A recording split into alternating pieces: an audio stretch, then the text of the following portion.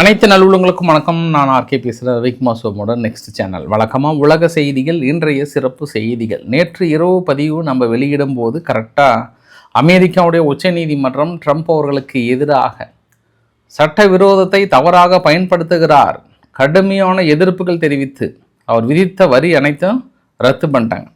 அப்போ பரபரப்பாக இருந்தது. அதுக்கப்புறம் முழு தகவலையும் சம்பவத்தை இப்போ நம்ம உங்களுக்கு டீட்டெயிலாக தொகுத்து வழங்க போகிறோம். ஏன்னா அதுக்கப்புறம் உச்சநீதிமன்றம் அது டேஸ் ஆகுதுன்ட்டாரு. தம்பி, நான் எல்லா வேலையும் நான் பார்த்துக்கிறேன், வயிறு எரிஞ்சு சொல்கிறீங்களா, நல்லா இருக்க மாட்டீங்க, அந்த மாதிரிலாம் சொல்லிட்டாரு மனுஷன். சரி, ரொம்ப நல்லா தான் இருக்குது. ஒருவேளை நாங்கள் ட்ரம்ப்பை பார்த்துக்குறோன்ற மாதிரி அவங்க எச்சரிக்கை கொடுத்துருக்காங்க. ரொம்ப சூடாக போயிட்டுருக்கு அங்கே அமெரிக்காவில். அந்த கேப்பில் மனுஷன் இந்தியாவை மறுபடியும் எதிர்கட்சிகளுக்கு அருமையான ஒரு கண்டென்ட்டை கொடுத்துட்டாரு. இனி நாளையிலிருந்து பெரிய விஷயத்தை பார்க்க போகிறீங்க. அது என்ன சொல்லியிருக்கிறார், அது இல்லாமல் சுற்றி இருக்கக்கூடிய அரசியல் நிகழ்வுகள் என்ன, அனைத்தும் ஒருங்கிணைந்த ஒரு தகவலாக தரமான சம்பவத்தை பார்த்தலாம். வாங்க நண்பர்களே, வீடியோக்குள்ளே போகலாம். ஸோ வீடியோக்குள்ளே போகிறதுக்கு முன்பு நீங்கள் ஆர்கே ஃபேமிலியில் ஜாயின் பண்ணிவிடுங்க. வீடியோக்குள்ளே போகலாம்.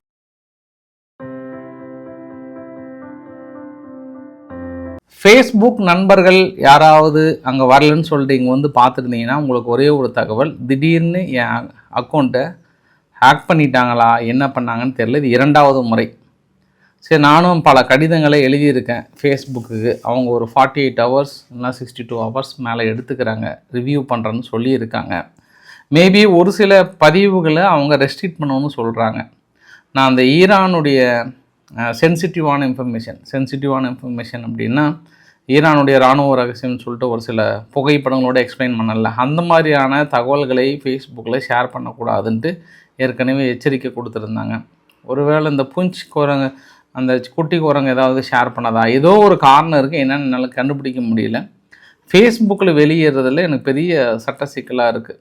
சமீப காலமாக மீட்டா வந்து நிறைய தடைகளை விதிக்கிறாங்க, நிறைய ரெஸ்ட்ரிக்டட் பண்ணுறாங்க. ஒருவேளை ஐரோப்பா வந்து நான் அப்படி இப்படின்னு சொல்கிறதுனால பேன் பண்ணுறாங்களா என்னன்னே தெரியல. எனக்கு பெரிய ஒரு போராட்டமாக இருக்கிறது ஃபேஸ்புக்கில் வெளியேறதே.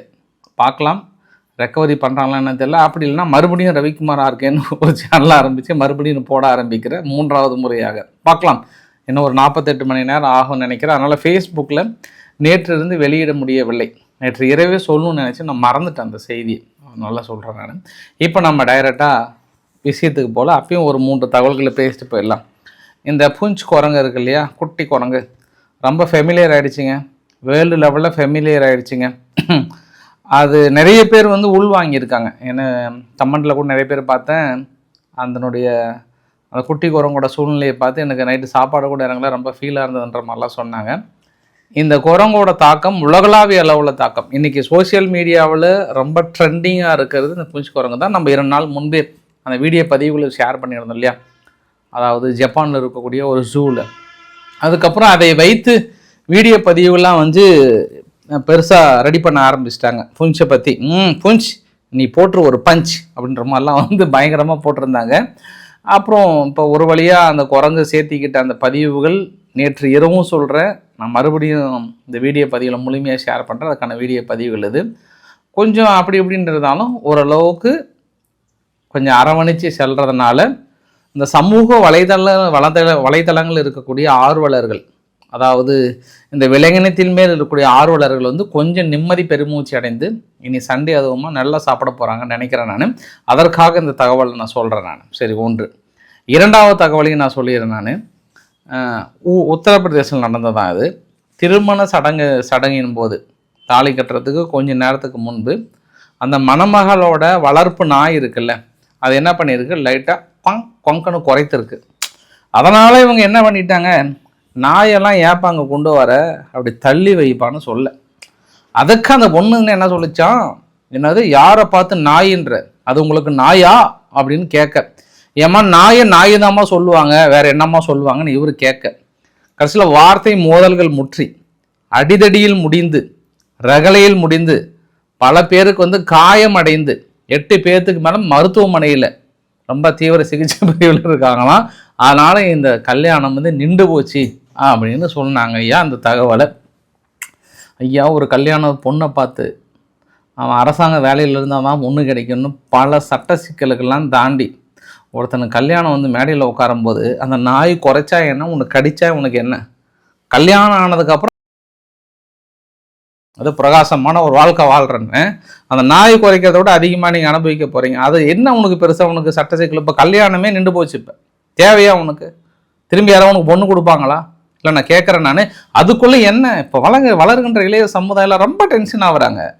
டென்ஷனெல்லாம் கல்யாணத்துக்கு அப்புறம் தான் தெரியும் உங்கள் டென்ஷனெல்லாம் என்ன மாதிரி ஆக போகுதுன்ட்டு. நம்ம அனுபவப்பட்டிருக்கிறோம் பாஸ், கரெக்டாக சொல்லுங்களேன் இல்லையா?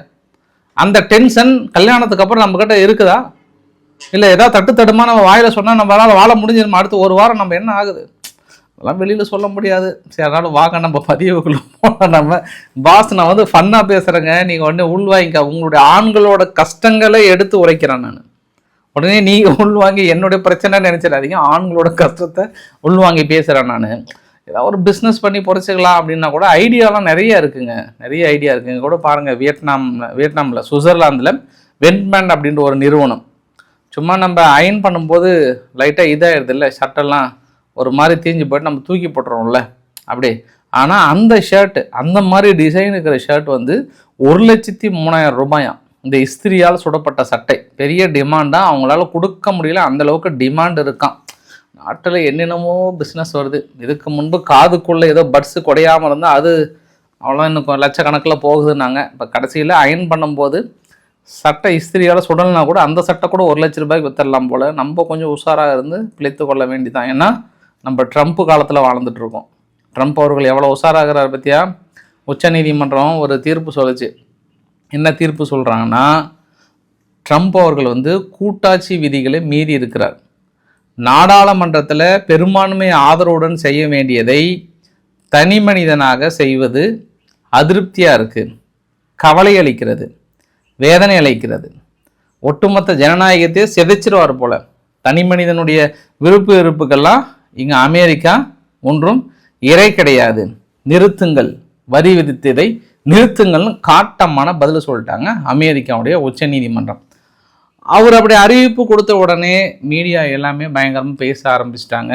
அமெரிக்காவில் இருக்கக்கூடிய காமர்ஸ் மினிஸ்டர்லாம் என்ன சொன்னாங்கன்னா, ஏன்னா இந்தியாவுக்கு 18%, அங்கே ஐரோப்பாவுக்கு 15%, ஜப்பானுக்கு 15% இருக்குது. அப்போ இதெல்லாம் ஆட்டோமேட்டிக்காக அந்த பர்சன்டேஜ் கொஞ்சம் 10% வந்துடும்ன்ற மாதிரிலாம் சொன்னாங்க. இந்தியா கூட 18 இல்லை 10% தான் வரி வந்துடும் அப்படின்ற மாதிரிலாம் சொன்னாங்க. ரொம்ப பரபரப்பாக ஃப்ளாஷ் நியூஸ்லாம் போட்டிருந்தாங்க. நம்ம ஊடகங்கள் கூட பெரிய அளவு பேசியிருந்தாங்க.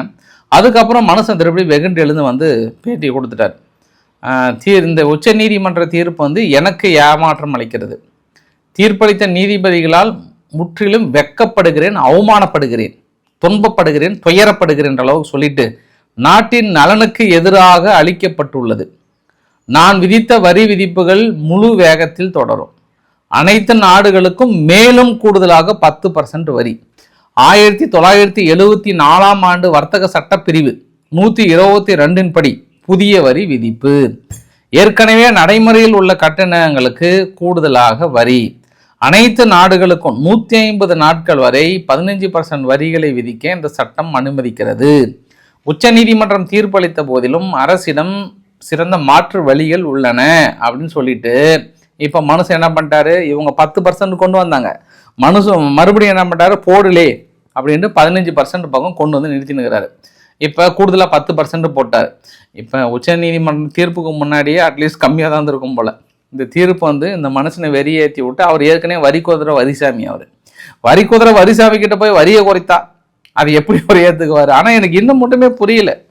எனக்கு அமெரிக்கா வந்து என்ன கான்செப்டில் பேசுகிறாங்கன்றது எனக்கு புரியல. இப்போ நம்ம ஒரு ப்ராடக்டை வந்து அமெரிக்காவுக்குள்ளே ஏற்றுமதி பண்ணுறோம், அந்த ப்ராடக்ட்டுக்கு அமெரிக்கா வரி விதிக்கிறாங்க அப்படின்னா அது அமெரிக்கா மக்கள்கிட்ட தான் வசூலிக்கிறாங்க. இங்கேருந்து ஏற்றுமதி செய்யப்படுகிற பொருட்கள் வந்து அங்கே வரி நம்ம பர்டிகுலராக கொடுக்கறதில்ல. அதை அவர் உணர்றாரா என்னன்னு எனக்கு தெரியல. அதே நம்ம அங்கேருந்து இறக்குமதி பண்ணும்போது குறைந்த அளவுக்கு வரினா நம்மளுக்கு பிரச்சனை இல்லை, ஏன்னா நம்ம ரேட்டு கம்மியாக கிடைக்கும். அதை உணரணும் நம்ம. ஏன்னா அதை ஒரு வார்த்தை இன்னைக்கு பேசியிருக்கிறார் இந்தியாவை பற்றி சொல்லியிருக்கிறாரு. அதற்கு முன்பு என்ன சொன்னார்னா, $175 பில்லியன் உச்ச நீதிமன்றத்தால் ரீஃபண்ட் பண்ண முடியுமா? அது எத்தனை மாதம் ஆகும், இல்லை எத்தனை நாள் ஆகணும் உங்களுக்கு தெரியுமா? இந்த 150 பில்லியன் எல்லாமே நான் வரி போட்டு கொண்டு வந்த பணம். நான் வரி விதித்ததுனால நம்ம கோடிக்கணக்கில் சம்பாதிச்சிட்டு இருக்கோம். பெரிய அளவுக்கு அந்த டாலருக்கு எதிரான மதிப்புல இருந்து நான் எல்லாத்தையும் மீட்டு எடுத்துட்டு இருக்கேன். நான் நினைச்சேன் அப்படின்னா எந்த நாடாக இருந்தாலும் டெஸ்ட்ராய் பண்ணிடுவேன். எங்களை எதிர்த்து எந்த நாடாக இருந்தாலும் இந்த ஒரு ஒற்றை வரி என்ற காரணத்தை வைத்து டெஸ்ட்ராய் பண்ணிட முடியும்.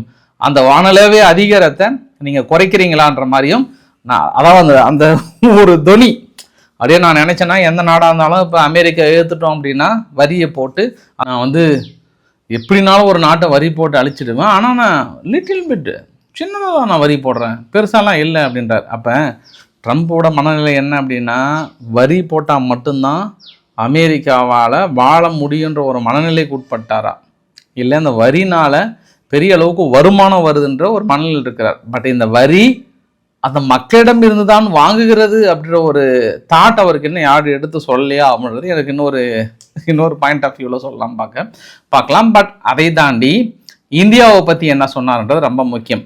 My relationship with India is fantastic. அருமையான ஒரு ரிலேஷன்ஷிப், அது நல்ல ஒரு ட்ரேட் டீல் எங்களுக்கும் இந்தியாவுக்கும் ஏற்பட்டிருக்கு. அதுவும் நான் சொன்னதுனால India pulled out of Russia கிட்ட இருந்து வெளியே வந்திருக்கிறாங்க. குறிப்பாக ரஷ்யாவுடைய ஆயிலை வாங்கலை, என்னுடைய ரெக்வஸ்டின் அடிப்படையில் தான் அவங்க வாங்கலை. கிட்டத்தட்ட 25,000 மக்கள் மாதத்துக்கு சாகிறாங்க எங்கள் ரஷ்யாவில். ஸோ அந்த சாகிறத தடுக்கணுன்னா நீங்கள் ரஷ்யா கிட்ட ஆயில் வாங்கக்கூடாதுன்னு நான் கேட்டேன். My relationship with PM Modi is great. நான் தான் இந்தியா பாகிஸ்தான் போரை நிறுத்தினேன். எஸ்டர்டே நான் பிரைம் மினிஸ்டர் பாகிஸ்தான் அவர்கள்கிட்ட இந்த ஒரு விஷயத்தை சொல்லும் போது அவர் எந்திரிச்சு நின்று எனக்கு நன்றி சொன்னார். காரணம் என்ன, 35 மில்லியன் மக்களை காப்பாற்றிட்டீங்க நீங்கள், இல்லைனா நாங்கள் அக்குள்ள இருக்கிற அணுகுண்டு தூக்கி வீசியிருப்போம், இந்தியா மக்கள் செத்து இருப்பாங்க, நீங்கள் காப்பாற்றிட்டீங்க தலைவரே அப்படின்னு எங்களை பாராட்டினாங்க. அப்புறம் but you are not going to do business with the United State. இருந்தாலும் நீங்கள் ஒன்றும் பிஸ்னஸ் பண்ண முடியாது. அதாவது அந்த வார்த்தை எதுக்காக சொல்கிறாருன்னா, இந்த போரை நிறுத்தலைன்னா அமெரிக்கா கிட்ட உங்களால் பிஸ்னஸ் பண்ண முடியாது, நான் 200% வரி விதிச்சிருவேன்னு சொன்னேன், அதனால தான் இந்த போரை நிறுத்தினாங்க அப்படின்னு ஒரு வார்த்தை சொன்னார். நான் 200% வரி விதித்து தடுக்காமல் இருந்தேன்னா இந்நேரம் இந்தியாவுக்கும் பாகிஸ்தானுக்கும் நடந்த யுத்தத்தில் அக்களுக்கு அணுகுண்டு தூக்கி வீசியிருந்தாங்கன்னா 35 லட்சத்து மக்கள் மேலே செத்து போயிருப்பாங்க அப்படின்னு மனுஷன் மறுபடியும் இன்றைக்கும் சொல்கிறாரு. நான் என்ன கேட்குறேன்னா, ஒன்று நம்ம வெளியுறவு அமைச்சகம் சார்பாக அவர்கிட்ட போயிட்டு ஏதாவது க்ளீனாக எக்ஸ்பிளைன் பண்ண முடிஞ்சால் எக்ஸ்பிளைன் பண்ணுங்க. இருந்தாலும் அவர்கிட்ட யார் பேசுவாங்க அப்படின்னா, இந்த இடத்துல எனக்கு தெரிஞ்சு வெளியுறவுத்துறை அமைச்சர் ஜெய்சங்கர் அவர்கள் பெரிய அளவுக்கு கேள்வி கணைகளுக்கு உள்ளாக்கப்படுகிறார். ட்ரம்ப் அவர்களுடைய தொடர்ந்து தனது கருத்தால் நான் தான் நிறுத்தினேன், 200% வரி போடுறேன்னு சொன்னேன், அதுவும் மோடி அவர்கள் ட்ரம்ப் நோ அப்படின்னு சொன்னாருன்னு ஏற்கனவே அவர் சொல்லிட்டாரு. தொடர்ந்து எல்லா இடத்துலையும் சொல்லிட்டு இருக்கிறாங்க. ஒன்று நம்ம வெளியுறவு அமைச்சகம் சார்பாக போயிட்டு இல்லைங்கன்னு சொல்லணும், இல்லை அமைதியாக இருந்தால் அது ஆமான்னு தான் நம்ம ஏற்றுக்க வேண்டிய ஒரு வழியாக இருக்கிறது. இதற்கு பதிலளிக்க வேண்டியது மத்திய அரசினுடைய வெளியுறவு அமைச்சகம், அது நம்ம தெளிவாக சொல்ல வேண்டிய விவகாரம். இன்னொரு விஷயத்தையும் சொல்லிட்டார். அதனால் இப்போ கூட நான் ஏற்படுத்தின டீல்னால இந்தியா தான் நமக்கு வரி செலுத்துது. அதாவது நம்ம இந்தியா ப்ராடக்ட் நம்ம நாட்டுக்குள்ளே வந்தாங்கன்னா வரி கொடுக்குறாங்க, ஆனால் நம்ம ப்ராடக்டை அங்கே ஏற்றுமதி பண்ணோம்னா நம்மளுக்கு வரி கிடையாது. இப்போ கூட நம்ம புத்திசாலிங்க அப்படின்ற அவங்க மக்கள் வரி கொடுக்குறாங்க, அது ஒன்றும் பிரச்சனை இல்லை, சரி நம்மளும் பதிலுக்கு வரி வச்சா நம்ம வரி விதித்து வாங்க வேண்டியதான். அது இதில் பெரிய இஷ்யூ இல்லை. அந்த நாட்டோட சுச்சுவேஷன், அது அந்த நாட்டோட வேலை வாய்ப்புகளை பொறுத்து, அந்த நாட்டோட ப்ராடக்டை பொறுத்து நம்ம ஏற்றுக்கலாம். நீ வரி விதிக்கிறியா, வரி விதிச்சுக்கோ, அது உங்கள் பாடு.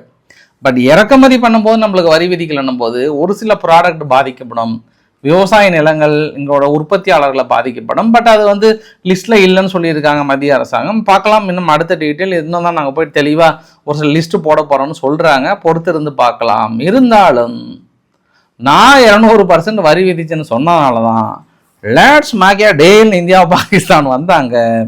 35 லட்சம் மக்கள் உயிரை காப்பாற்றினது நான், அந்த நன்றி உணர்வு இருக்கிறதா அந்த உச்ச நீதிமன்ற நீதிபதிக்குன்னு கேட்குறாரு. சரி ரைட்டு, நல்லா தான் கேட்குறாரு, அருமையான ஆளை தான் கொண்டு ஒரு இடத்துல உட்கார வச்சிருக்கீங்க அப்படின்னு நினச்சிட்டு இப்போ கூட நான் என்ன சொல்கிறேன்னா, ஈரானில் பாருங்கள் 32,000 மக்களை கொண்டிருக்காங்க. எத்தனை மக்களை? 32,000 மக்களை வந்து கொண்டிருக்காங்க. நான் அவர்களுக்கு மேலும் கொல்லப்படாமல் இருப்பதை காப்பாற்றுவதற்காக தான் இந்த முயற்சி அப்படின்னு சொல்கிறார். அப்போ நேற்று வரைக்கும் என்ன சொன்னீங்க? அணு ஆயுத டீல் வந்துட்டா போதும், லெட்ஸ் மேக் ஏ டீல், நான் ஒத்துக்கிறேன்னு சொன்னீங்க. மறுபடியும் இன்னைக்கு ஓடி வந்து 32,000 மக்கள் வந்து கொண்டு குவிச்சிட்டாங்கன்ற மாதிரி சொல்கிறீங்க. சரி, ஓகே. அப்பப்போ இப்போ அந்த கொஞ்சம் அமாவாசை இப்போ தான் போச்சு. அமாவாசை முடிஞ்ச அடுத்த நாளே கொஞ்சம் வெறி வந்திருக்குமா என்னன்னு தெரியல. மனுஷனுக்கு கொஞ்சம் வெறி வந்துருச்சு. அப்புறம் மறுபடியும் சொல்கிறாரு, இந்தியாவுக்கு வந்து வரி ஏற்கனவே 18% இருக்கா, அது அப்படியே தொடரும். நீங்கள் பாட்டுக்கு 10% குறைஞ்சிருச்சு, 5% குறைஞ்சிருச்சுன்னு ஊடகங்களில் சொல்லிகிட்டு இருக்காதீங்கப்பா. அந்த 18% அப்படியே தான் தொடரும். அதையும் குறைஞ்சிச்சுன்னு பார்த்தீங்கன்னா வேணா இன்னும் கூடுதலாக ஒரு 10% போட்டுக்கிட்டு மாட்டார். நான் என்ன கேட்குறேன்னா, ட்ரம்ப் அவர்களே, நீங்கள் எல்லா நாட்டுக்கும் 100% ஈக்குவலாக போட்டுக்கோங்க வரி. நல்ல வருமானம், அருமையான வருமானம் உங்களுக்கு. அரசாங்கம் கஜானா நிரம்பும், மக்கள் கையில் பணம் இருக்காது. அது உங்கள் பாடு. எதுக்கு அது கூட ட்ரை பண்ணி பாருங்கன்ட்டு ஒரு கூடுதல் தகவல். அதே போல் அங்கே இருக்கக்கூடிய அமெரிக்க வர்த்தக பிரதிநிதி என்ன சொல்லிட்டாருன்னா, நீதிமன்ற உத்தரவிட்டாலும் நாடுகளுக்குள்ளே மேற்கொள்ளப்படும் வர்த்தக ஒப்பந்தங்களை வந்து இவர் சரியான அளவுக்கு முடிக்காதனால கண்டிப்பாக நிச்சயம் நாங்கள் பெரிய அளவுக்கான நடவடிக்கைகளை எடுப்போம் அப்படின்னு எச்சரிக்கை விடுத்திருக்கிறாங்க என்பதும் ஒரு கூடுதல் தகவலாக சொல்ல முடியும் நம்ம. சரி, இப்போ நம்ம உக்ரைன் விவகாரத்துக்கு போயிடலாம். உக்ரைன் வந்து 1300 கிலோமீட்டர் தள்ளி ரஷ்யாவுடைய ஒரு எண்ணெய் கிணறு அனாமத்தான் அடித்து தூக்கிட்டோம். தடுக்கிறதுக்கு ஆளே கிடையாது, பிரித்து மேய்ஞ்சிட்டோம். எண்ணெய் கிணறுகள் கூட இல்லை, அவங்க இஸ்காண்டர் எம் மிசைல்ஸோட ப்ரொடக்ஷன் யூனிட்டு. அப்புறம் உக்ரைனுடைய ஃப்ளமிங்கோ மிசைல்ஸ் மூலிமா சமீபத்தில் தான் அவங்க ப்ரொடக்ஷன் யூனிட் ஸ்டார்ட் பண்ணாங்க. முதல் மிசைல்ஸ் வந்து பெரிய சக்ஸஸ். இந்த ஃப்ளமிங்கோ மிசைல்ஸ் வந்து 1400 கிலோமீட்டர் தள்ளி போய் தாக்கல் நடத்தியிருக்கிறது. இனி எங்களுக்கு அமெரிக்கா உத்தரவு கொடுத்தாலும் கொடுக்கலனாலும் எங்ககிட்டே தொலை தூரத்தில் தாக்கல் நடத்தக்கூடிய மிசைல்ஸ் வந்து விட்டது. 1400 கிலோமீட்டர் தள்ளி தாக்கல் நடத்தியிருக்காங்கன்னா ஃப்ளமிங்கோ மிசைல்ஸ் வந்து அச்சீவ் பண்ணியிருக்குன்னு சொல்கிறாங்க. சரி, ரைட்டு. சம்பவம் நம்பர் 1. சம்பவம் நம்பர் 2, கிட்டத்தட்ட 300 ஸ்கொயர் கிலோமீட்டர் அளவுக்கு வந்து நாங்கள் பிடிச்சிருக்கோம். கவுண்டர் அஃபென்ஸ் வந்து பெரிய அளவுக்கு நடத்தியிருக்கோம் ஸ்டார்லிங் நெட்வொர்க்னால இருந்தாங்க. அதனால் உங்களுக்கு வரைபடத்தை ஷேர் பண்ண விரும்புகிறேன் நான். இது 20ஆம் தேதி வரைக்கும் கிடைத்த வரைபடம். இந்த வரைபடத்தில் நீல கலர்லாம் இருக்குது பாருங்கள். டானக்ஸ் ஒப்லாஸ்டில் அப்படியே நல்லா குடஞ்சி உள்ளே வராங்க. ஸோ பயங்கரமாக குடஞ்சி உள்ளே போயிட்டு இருக்காங்க. அங்கங்கே நீல கலராக இருக்குது பார்த்தியா? இது எல்லாமே அங்கே உக்ரைன் அடுத்தடுத்த முன்னேற்றங்களை குறிக்கிறது என்பதும் ஒரு கூடுதல் தகவலாக சொல்ல முடியும் நம்ம. இஸ்ரேலுடைய தகவல் ஒன்று மிஸ் பண்ணிட்டேன். இஸ்ரேல் வந்து 20ஆம் தேதி அந்த ஹெஸ்புல்லானுடைய பீகா வேலி பக்கத்தில் ஒரு தாக்கல் நடத்தியிருந்தாங்க நேற்று. அந்த தாக்குதலில் ஹெஸ்புல்லானுடைய முக்கிய கமாண்டர்கள் 3 பேர் கொல்லப்பட்டதாக அவரோட புகைப்படத்தையும் வந்து ஷேர் பண்ணியிருந்தாங்க. ஆனால் அவங்களோட சேர்ந்து ஒட்டுமொத்தமாக 10 பேர் இறந்து போனதாக சொல்கிறாங்க. அவங்க ஃபேமிலியோடு இருந்திருக்காங்க, இல்லை வெளியில் இருந்தாங்களான்னு தெரியல. பட் ஒட்டுமொத்தமாக 10 பேர் பக்கம் இருந்து போனதாக சொல்கிறாங்க பீகா வேலியில். தொடர்ந்து ஹெஸ்புல்லாக்கள் மீது தாக்குதல் நிகழ்த்தி கொண்டே இருக்கிறது இஸ்ரேல் என்பது ஒரு கூடுதல் தகவல். இந்திய தகவலோடு முடிக்கலாம். வங்கதேசம் ப்ளஸ் இந்தியா மறுபடியும் விசா ப்ராசஸ் வந்து தொடங்குறாங்க. ஏன்னா யூனுஸ் அரசாங்கம் அங்கேருந்து வெளியேறினதுக்கப்புறம் இனி பழைய நட்புகள் வந்து மீண்டும் புனரமைக்கப்படும் அடிப்படையில் விசா ப்ராசஸை மறுபடியும் நாங்கள் தொடங்க போகிற மாதிரி வந்து எச்சரிக்கை கொடுத்துருக்காங்க. இன்றைக்கி டெல்லியில் செங்கோட்டையில் திடீர்னு உளவுத்துறை தகவல் என்ன கொடுத்துருக்காங்கன்னா, மேபி தாக்கல் நடத்துறதுக்கு வாய்ப்பு இருக்குன்ற அடிப்படையில் பெரிய அளவுக்கு அலர்ட் கொடுத்துருக்காங்க. பயங்கரமாக ஒரு தேடுதல் வேட்டையிலும் ஈடுபட்டு இருக்காங்க. அதாவது மேபி தாக்கல் நடத்தலான்ற மாதிரி உளவு தகவல் ரிப்போர்ட்டு. அப்புறம் இன்னொன்று இங்கே திருப்பூரில் இருக்குல்ல, இங்கே பயங்கரவாத அமைப்புகளுக்கு அடிக்கடி ஆதரவாக கருத்து தெரிவிச்சுட்டு இருந்திருக்காங்க. எக்ஸலத்துலேயும் மற்றதுலேயும் யாரா இவனுங்கன்னு வந்து தேடி பிடிச்சா நம்ம திருப்பூர்லங்க 6 பேரையும் பிடிச்சா அவங்க 16 சிம் கார்டுகள் வச்சுருந்துருக்காங்களாம். கிட்டத்தட்ட 6 பயங்கரவாத அமைப்புகளுக்கு தொடர்போடு இருந்திருக்காங்களாம். யாரா இவனுங்கன்னா பங்களாதேஷ்லேருந்து வந்தவங்களான்னு சொல்கிறாங்க. பங்களாதேஷ்லேருந்து வந்தீங்களே, வேலையை பார்த்தா பரவாயில்ல, திருப்பூரில் வந்து வேலையை செஞ்சுட்டு இப்போ கடைசியில் இது மாதிரி கருத்துக்களை பதிவிடலாமா எதிராக மேபி அது மாதிரி நிறைய கருத்துக்கள் வரதெல்லாம் இது மாதிரி காவல்துறை துரிதமாக கொஞ்சம் ஆலோசனை பண்ணாங்கன்னா நல்லாயிருக்கும்னு நினைக்கிறேன் நான். அது ஒரு கூடுதல் தகவலுங்க ஐயா. அடிக்கடி இந்த மாதிரி ரொம்ப மோசமான கருத்துக்கள் வந்தவண்ண இருக்கிறது என்பது ஒரு கூடுதல் தகவல். அடுத்து ஃபைனலாக அந்த சிலியில் நடந்த ஒரு லிக்யூடு கேஸ் ஒரு ட்ரக்கு கொண்டு போகும்போது ஓவர் டர்ன் எடுக்கும்போது திடீர்னு ஆக்சிடெண்ட்டுக்குள்ளே ஆகுது. அதில் ஆல்மோஸ்ட் 4 பேர் இறந்து போனதாகவும் 17 பேருக்கு மேலே இன்ஜூர்ட் ஆனதாகவும் சொல்கிறாங்க. இந்த லிக்விட் கேஸ் பாருங்கள் எப்படி ஸ்ப்ரெட் ஆகுது பாருங்கள், ஒரு மாதிரி எப்படி பயங்கரமாக ஸ்ப்ரெட் ஆகுதுல்ல, பயங்கரமாக ஸ்ப்ரெட் ஆகிருக்கு. நல்ல வேளை அது இன்னும் தீப்பிழம்பு மாதிரி வெடிச்சுருந்தால் இன்னும் மோசமாக இருந்திருக்கும். அந்த மாதிரியான நிகழ்வுகள் இருந்தால் நம்ம அதிகமான இழப்புகள் ஏற்பட்டிருக்கின்ற மாதிரி வந்து சொன்னாங்க. அது தவிர்க்கப்பட்டிருக்கிறது. இன்றைக்கு ஓரளவுக்கான தகவலை கவர் பண்ண நினைக்கிறேன். பிடிச்சிருந்தால் லைக் பண்ணுங்கள், ஃப்ரெண்ட்ஸுக்கு ஷேர் பண்ணுங்கள், சப்ஸ்கிரைப் பண்ணுங்கள். Ravikumar, RK channel. நன்றி, வணக்கம்.